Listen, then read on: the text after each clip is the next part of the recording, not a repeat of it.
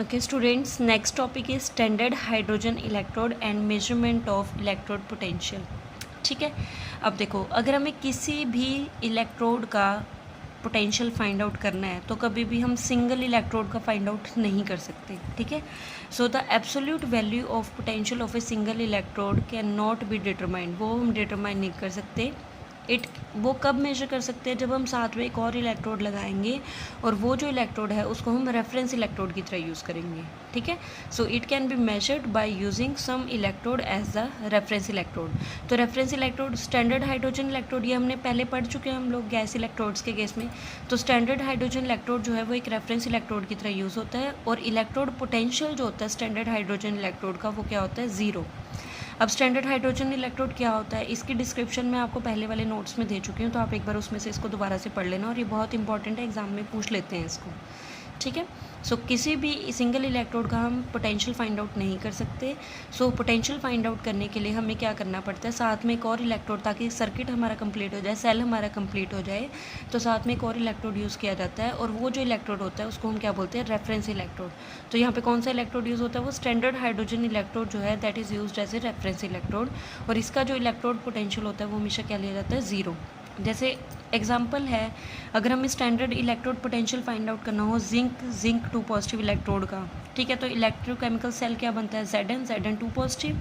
इसमें Zn 2 positive जो solution होगा उसकी कंसनट्रेशन 1 मोलर है, और H पॉजिटिव H2 1 एटमॉस्फेयर पे, और प्लेटिनम, ये आपके पास कौन सा इलेक्ट्रोड हो गया, स्टैंडर्ड हाइड्रोजन इलेक्ट्रोड।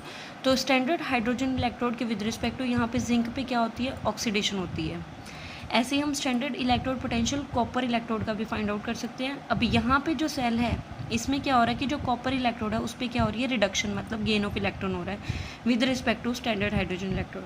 अब ये क्यों हो रहा है, अब इसका हम नेक्स्ट लेक्चर में करेंगे, जिसमें हम इलेक्ट्रोकेमिकल सीरीज़ के बारे में पढ़ेंगे कि किस पे ऑक्सीडेशन होगी, किस पे रिडक्शन होगी, वो हम उस केस में फाइंड आउट करेंगे। ठीक है, और अगर हम जर्नल लिखना चाहते हैं कि जो अब कोई भी इलेक्ट्रोड पोटेंशियल है, ये मैं आपको पहले क्लास में भी, हमारा एक लेक्चर हुआ था उसमें मैंने आपको बताया है कि जितने भी हम पोटेंशियल रिकॉर्ड करते हैं सारे हम रिडक्शन पोटेंशियल रिकॉर्ड करते हैं, और रिडक्शन पोटेंशियल को रिकॉर्ड करने का सबसे अच्छा तरीका क्या है कि जो रिडक्शन पोटेंशियल है that is equal to negative of the oxidation potential, वो हमेशा ऑक्सीडेशन पोटेंशियल का नेगेटिव होता है।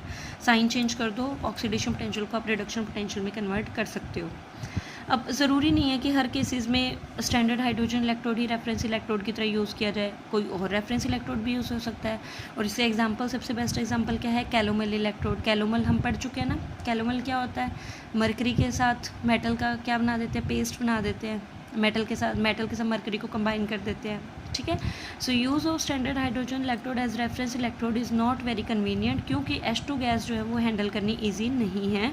तो इसलिए जो दूसरा रेफरेंस इलेक्ट्रोड यूज़ होता है वो कैलोमल इलेक्ट्रोड है, और इसके डिस्क्रिप्शन में आपको पहले वाले लेक्चर्स में दे चुके हो, तो आप उसमें से अच्छे से पढ़ लेना, और आपको नोट्स भी दिए गए हैं। ठीक है, और अगर हमें किसी सेल का EMF फाइंड आउट करना हो तो हम कैसे निकाल सकते हैं, oxidation potential of the oxidation half reaction plus reduction potential of the reduction half reaction, हम यहाँ से फाइंड आउट कर सकते हैं। क्लियर स्टूडेंट्स, यहाँ तक अच्छे से पढ़ लो भी आप।